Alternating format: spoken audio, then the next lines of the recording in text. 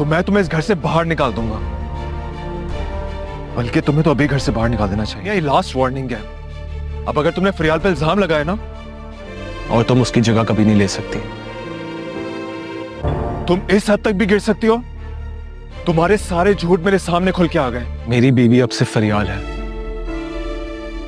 तो वो दोनों साथ खाना खा रहे थे। देखो, तुम्हारी एब्सेंस में जीनिया शहराम से बहुत फ्रैंक होने की कोशिश कर रही थी। और जिस तरह तुमने जगह लेने की कोशिश की है ना, वो भी तुम अच्छी तरह जानती हो। इसके लिए खुदा आपको कभी माफ नहीं करेगा। अपनी आंखें खुली रखो। आप मेरा दिल दुखा रहे हैं। कब?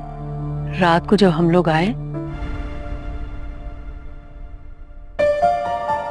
अपनी तरफ से शहराम को अपने करीब करने की कोशिश कर रही है, मगर इस कोशिश में हर बार नाकामी का मुंह देखना पड़ता है।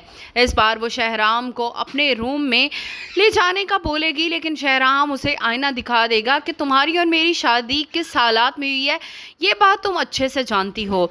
तुम कभी भी फरियाल की जगह नहीं ले सकती, इसलिए बेहतर यही है जो जगह तुम्हें इस घर में मिली हुई है तुम उसी पर सब्र शुक्र करो।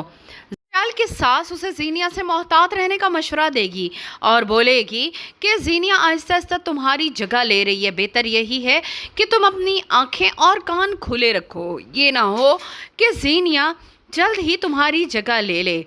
जैसे ही फरियाल किचन में आएगी, जीनिया चाय में कुछ मिला रही होगी और इस बात का सारा इल्ज़ाम भी वो फरियाल के सर पर डाल देगी, लेकिन कोई भी उसकी बात यहाँ मानने को तैयार नहीं होगा। शहराम भी उसे घर से निकल जाने का हुक्म देगा और सब देखते रह जाएंगे, क्योंकि शहराम अच्छे से जान चुका है कि जीनिया झूठ बोलती है और जीनिया के बहुत सारे झूठ तो उसके सामने आ ही चुके हैं।